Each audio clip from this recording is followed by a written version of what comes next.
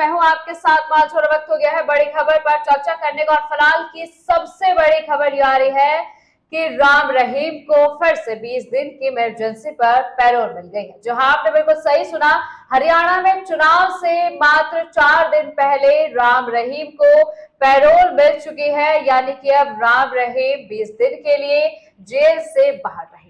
लेकिन विपक्ष फिर से हमलावर हो गया है और सत्ता से सिर्फ एक सवाल पूछा जा रहा है कि ये सजा है या फिर पैरोल। 4 साल में आपको बता दें कि गुरमीत राम रहीम 254 दिन बाहर रह चुका है और अगर 20 दिन ये और ऐड कर दिए जाएं तो 273 दिन राम रहीम जेल से बाहर रह चुका है। लेकिन ये क्या संयोग है, इस पर क्या कुछ आप कहेंगे कि 8 बार, मैं आपको बता दूं कि राम रहीम को 11 बार पैरोल मिल चुकी है, जिसमें से 8 बार आप समझ सकते हैं सिर्फ चुनाव से ठीक पहले पैरोल दी जाती है।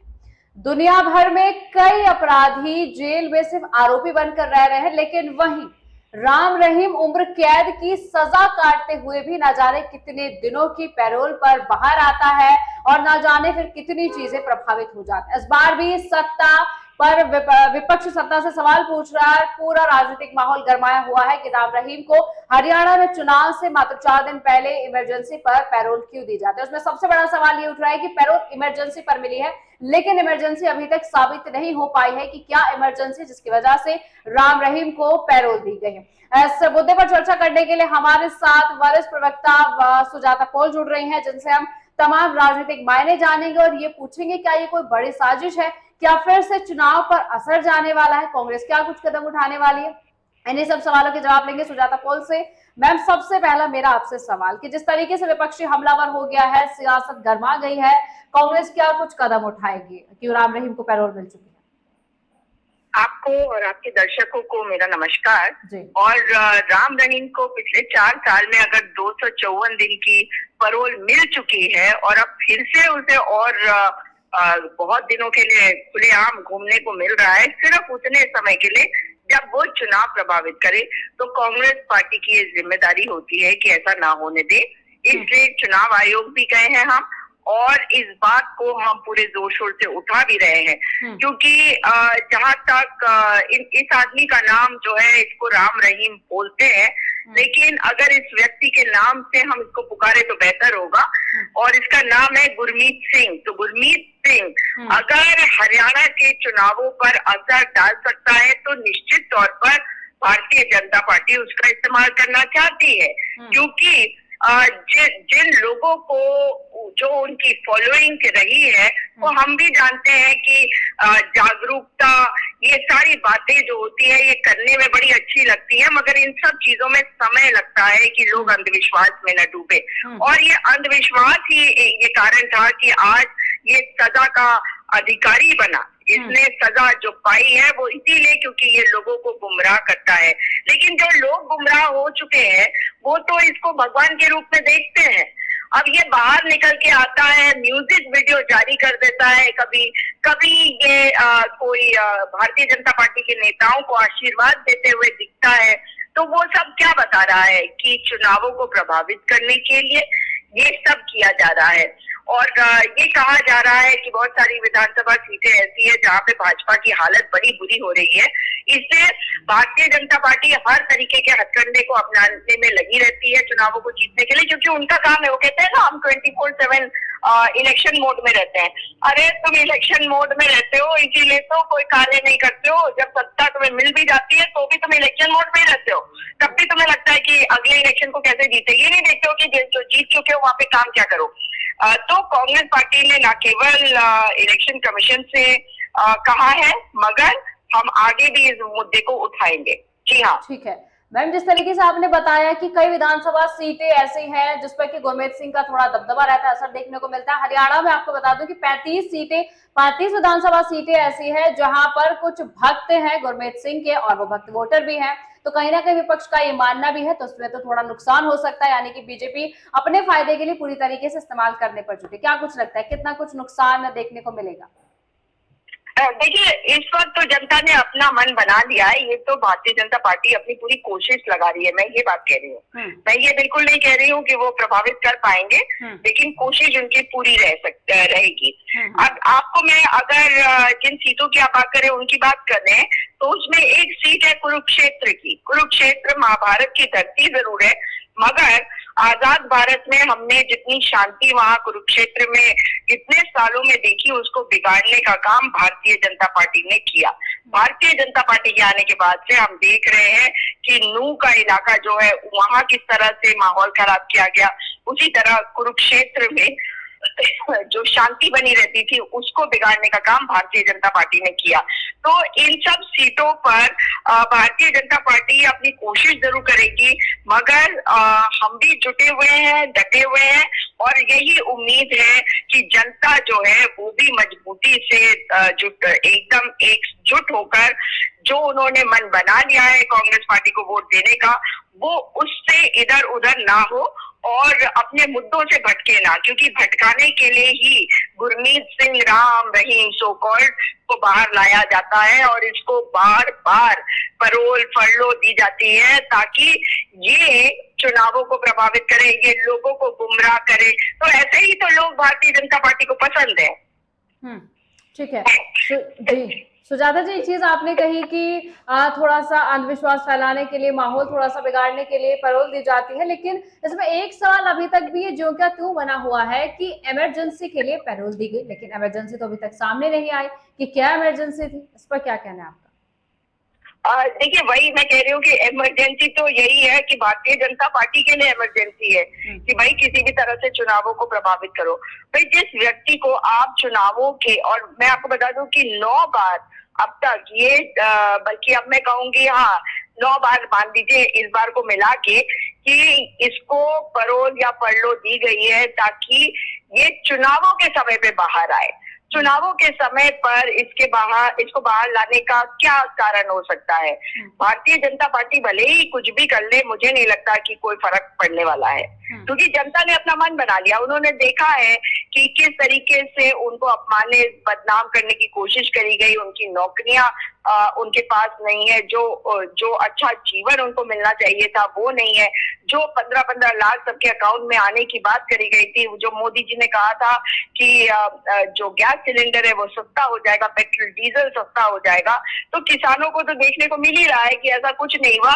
केवल भ्रम जाल में उलझा कर, इधर उधर की बात करके, माहौल को हिंदू मुसलमान करके ये चुनाव हमसे अपना वोट ले लेते चुनावों के दौरान और उसके बाद कोई कार्य नहीं करते। तो जनता, मुझे लगता है कि समझदार है, जनता जनार्दन होती है और वो इनकी बातों पे नहीं आने वाली। ठीक है सुजाता जी, एक आम लोग ये समझ नहीं पा रहे हैं कि शर्तों पर आपको बाहर निकाला गया है, उसके बाद शर्तें भी ऐसे लागू की गई हैं कि आप किसी चुनावी गतिविधि में हिस्सा नहीं लेंगे।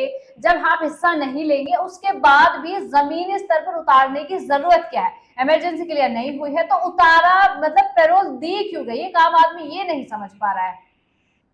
देखिए, अभी 13 अगस्त तो अभी गई है, उस दिन भी तो उसको फरलो दी थी, तब वो 21 दिन बाहर रहा था और हाईकोर्ट से मंजूरी लेकर तब उसको फरलो पे छोड़ा गया। तो और उस वक्त जो बहुत महत्वपूर्ण मुद्दा है कि मैटर हाईकोर्ट क्यों जाना पड़ा, इसलिए क्योंकि जो रोष है, जो दिख रहा है कि जानबूझ के भारतीय जनता पार्टी इसको बार बार पैरोल फरलो दे रही है, इसीलिए मामला जो है वो हाईकोर्ट तक पहुंच गया। और उस समय भी क्योंकि हरियाणा में चुनाव अब हो रहे हैं, उसी को प्रभावित करने के लिए किए गए थे, और यूपी में उस समय उपचुनाव होने थे, उसको प्रभावित करने के लिए किए थे। लेकिन अब जो दिख रहा है कि उसी के कनेक्शन में आगे, जिसे कहते हैं कि एक कनेक्ट आप बनाए, तो जो 13 अगस्त को छोड़ा गया था 21 दिनों के लिए, उसी कारण से अब दोबारा से छोड़ा गया है। ठीक है मैम, कई लोगों के सवाल ये भी आ रहे हैं, कमेंट्स भी हम लोगों ने पढ़ी, और कई लोग ये भी कह रहे हैं कि क्या इसमें कहीं ऊपर का हाथ हो सकता है, यानी कि इसमें सत्ता पार्टी का कुछ मिलन हो सकता है, क्योंकि चुनावी प्रक्रिया के चलते इलेक्शन कमीशन से इजाजत मांगी गई, उन्होंने इजाजत भी दे दी, लेकिन फिर से बीजेपी पार्टी साफ हो जाती है कि इसमें हमारा तो कोई लेना देना नहीं। इस पर क्या कुछ कहेंगे? देखिए, किसी का भी कुछ भी कहना हो, लेकिन अगर मोदी जी ना चाहें तो ये फरलो के लिए अप्लाई भी नहीं कर सकता था। अगर अमित शाह जी चाहे तो इसको कोई क्लियरेंस नहीं मिल सकती थी। आप बताइए, एक प्रक्रिया होती है ना, कोर्ट में भी तभी मिलती है जब हर जगह से कहा जाता है कि हाँ ये कोई गलत काम नहीं करेगा, इसको हम फरलो दे देंगे, फिर भाग नहीं जाएगा, ये सारी कंडीशंस को चेक करा जाता है। तो भारतीय जनता पार्टी वाले क्या कह रहे हैं वो उनके मानसिक स्तर को बताता है, उनकी बुद्धि कितनी है वो हम सब जानते हैं। गोबर गौमूत्र और भूसा भर के अपने दिमाग में वो कुछ भी कह सकते हैं, लेकिन सच्चाई ये है कि एक प्रक्रिया होती है, उसमें क्लियरेंसेस दी जानी चाहिए। अब आप मुझे बताइए, कोई हत्यारा हो जो जाके बाहर हत्या कर सकता है, जिसकी मानसिक स्थिति ऐसी हो कि बहुत अग्रेसिव हो, तो उसको फरलो पे छोड़ देंगे क्या? ऐसा होता है क्या? तो अगर हाईकोर्ट में भी कागज जाते हैं तो वो क्लियरेंसेस को देखकर जाते हैं कि भाई उसमें लिखा होगा कि भाई वो शांति प्रिय है, उसे जेल में कोई ऐसी हरकत करी नहीं है, वो अच्छा व्यवहार कर रहा है, इससे उसको फरलो दी जा सकती है। यही तो आधार होता है, अच्छा व्यवहार। तो अगर आप एक अपराधी को चुनावों के समय पे बार बार छोड़ रहे हैं तो क्या सवाल नहीं उठेंगे? तो भाजपा को छोड़ दीजिए। ये कोशिश जो करी जा रही है, ये कोशिश एक हारे हुए चुनाव में कुछ वोट काटने की कोशिश है मात्र, पर जनता आपकी बार भ्रमित नहीं होने वाली। ठीक है सुजाता जी, आखिरी सवाल आपसे लेंगे, क्या कुछ चुनावी माहौल हरियाणा में क्या रहा है, कितना कुछ आप अपना पल्ला भारी देख पा रही हैं? जहां तक हरियाणा की बात है तो ग्राउंड पर आप देख लीजिए कि पूरा का पूरा जो माहौल है वो कांग्रेस के पक्ष में है।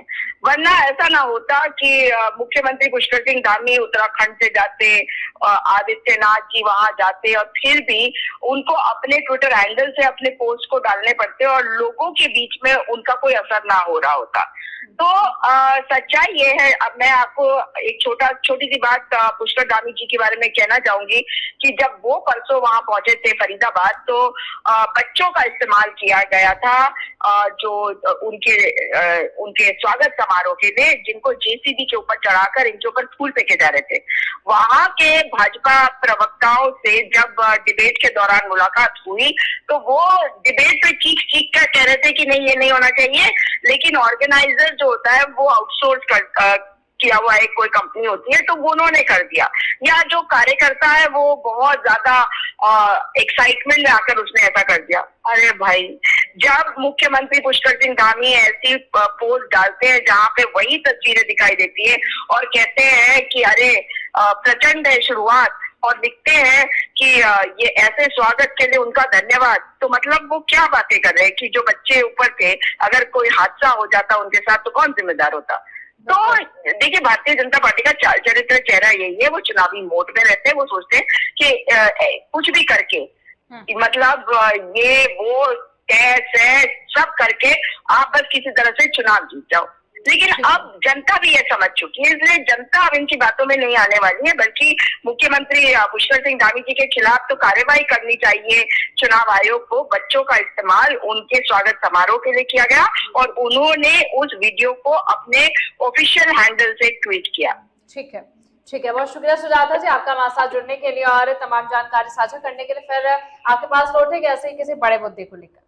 देखिए, सुजाता पोल से हमने चर्चा की मुद्दे को लेकर कि राम रहीम को एक बार फिर चुनाव के दौरान पैरोल मिल चुकी है। उन्होंने कहा कि सो कोल्ड राम रहीम, उनका नाम गुरमीत सिंह, और मैं आपको बता दूं कि गुरमीत सिंह को 3 शर्तों पर इमरजेंसी पैरोल मिल चुकी है। सबसे पहली शर्त वो है किसी चुनावी गतिविधि में हिस्सा नहीं लेंगे, दूसरी शर्त यह है कि वो हरियाणा में नहीं रहेंगे, और तीसरी शर्त यह है कि अपने सोशल मीडिया अकाउंट से या सोशल मीडिया के जरिए वो किसी को भी समर्थन या कोई भी संदेश नहीं देंगे। गुरमीत सिंह उत्तर प्रदेश के बरनावा आश्रम में रहेंगे, लेकिन ये सिलसिला पहली बार नहीं है जब गुरमीत सिंह को सच्चा डेरा सौदा के प्रमुख को पहली बार पैरोल मिल चुकी है चुनाव के दौरान। ऐसा 7 बार हो चुका है, 8 बार हो चुका है जब गुरमीत सिंह को पैरोल मिली है चुनाव से कुछ पहले। अब इसका सीधा कनेक्शन आप देख पा रहे हैं, जिस तरीके से सुजाता जी ने भी बताया कि बीजेपी जिस तरीके से अपनी हार या अपनी स्थिति को हरियाणा में देख रही है, उसी को थोड़ा प्रभावित करने के लिए पैरोल मिल चुकी है गुरमीत सिंह को, क्योंकि हरियाणा में 35 विधानसभाओं पर गुरमीत सिंह का असर देखा जाता है, दबदबा देखा जाता है कि उनके जो भक्त हैं वो भक्त वोट भी करते हैं, और जैसा गुरमीत सिंह कहेगा वही उनके जो भक्त हैं वो वोट करेंगे।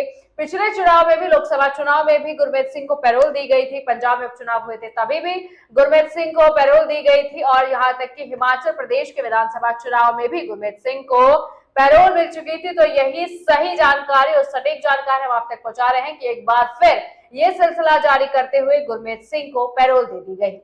अब देखना होगा कि 5 तारीख को एक चरण में चुनाव हो जाएंगे, 8 तारीख को घोषणा हो जाएगी कि परिणाम किसकी तरफ भारी था। क्या ये सब कुछ हथकंडे अपनाने के बाद भी किसको कितना फायदा हुआ और किसको कितना नुकसान हुआ, ये तो आने वाला समय बताएगा। लेकिन गुरमीत सिंह या सो कॉल्ड राम रहीम को लेकर और जो भी अपडेट होगी वो भी हम आपसे साझा करेंगे। तब तक के लिए आप देखते रहिए एक्सप्रेस न्यूज।